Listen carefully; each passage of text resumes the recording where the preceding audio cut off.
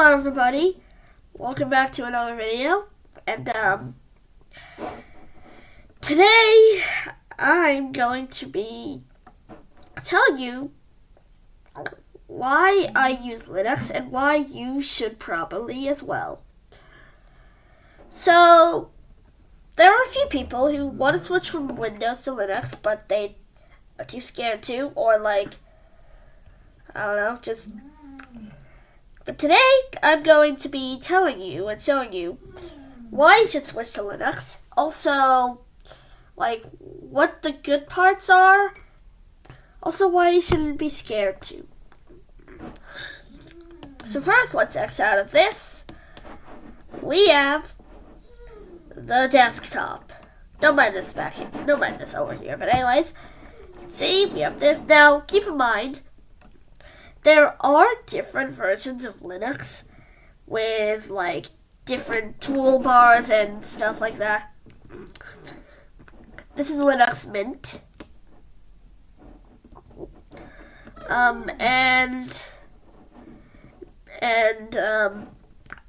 Yeah. This is Linux Mint, so if you want to download this specific one, if you want to get another version of Linux, then, well, this video might not be for you, but it's alright. Anyways, does this look scary to you? Because I promise it isn't scary. It's not scary. So, first we have the clock. Obviously. Then we have the battery. Blah, blah, blah. La, la, la. Yeah. Yeah. Then we have all this, This is back here. This is down here, like Windows, by the way, but on other Linux versions, you can have it here, where it's like you scrolled up and down the toolbar, if there's enough apps for it to be scrolled up and down. Also, another thing with Linux that I think you might have with Windows, but I can't remember, you have the terminal where you can set commands.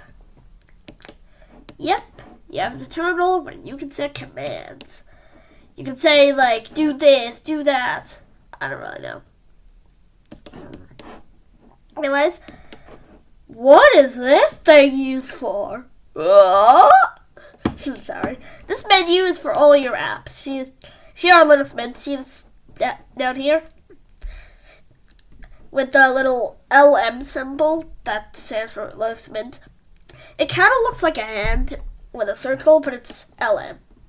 Anyways, well, all this down here, the browser, software manager, where it's basically the background. It's basically like you download apps from it, software manager. You can you can download something, download things. Yeah, that's the software manager. And you got the system settings, just the settings of the apps and stuff. Terminal, obviously. Lock screen, and you see there are other websites there. Log out and power off, basically. And then you got the applications, and you got all this, but with apps in between. What's this? So, accessories is like things where you can store stuff, or like things where data that you do, that you get, or something is stored. Or you put data in there. You got the games, you got graphic designers where you can draw and make things. You got the internet stuff like Steam, Chrome, Firefox, You got Office. Yeah, for work-related things. This popped up again. This is just programming stuff. You got sound and video stuff, like OBS. You got your administration tools. You got your preferences. Preferences where you can set things for the device. And you got places in your file system. Great. Now, that looks scary still. Don't worry. It's perfectly fine. I use this specific box like every day at least. Or searching for something or something like that. Or going to the settings, downloading something. Maybe. Maybe not every day. Also, if you're wondering if games work, all you need is Proton.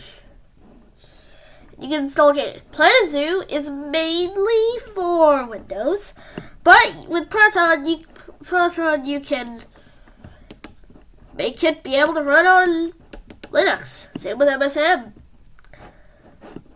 Yeah, stuff like that. And now, if you're wondering if your favorite websites work, they do, probably. You can use CapCut.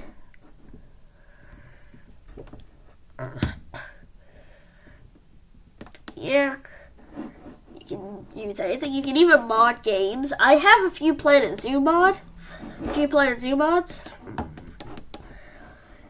Yeah, I have a few Planet Zoo mods installed. I've had multiple before on Linux. Yep. And if you want to be a programmer, this is definitely for you. You got VS Code here. Just a second. You got VS Code here. Don't mind what just popped up. That's something weird. I'm not going to explain it, but anyways.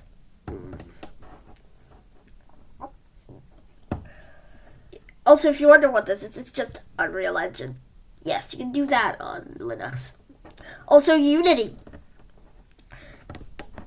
You want to make games? Do that. Fun fact, if you want to do things on Blender, when you get Linux Mint, I'm pretty sure Blender is pre-installed on Linux Mint.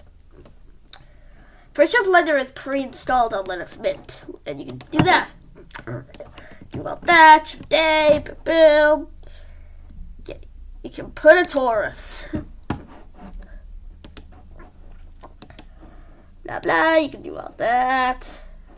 Do a triangle or really torus.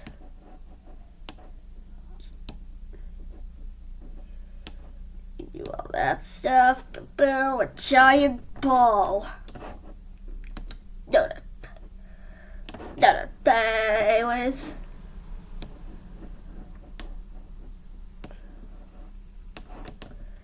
Yeah. But what I just did, adding multiple segments and stuff. Yeah, don't do that. Don't do that. That's just showing you like Blender works on here. If you're gonna do something in Blender, don't do what I just did. Anyways, pretty much everything. Except better. It also protects you from like viruses and stuff. Also, you can go to all your applications if you want, although you can also sort them. You can search for some. You can search for them. Yeah. All that cool stuff. Yeah.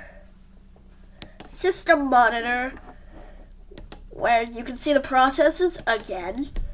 You can see what your computer is taking and using and stuff. You can see the file system here. Yeah. And that's pretty much it for now. And bye for now.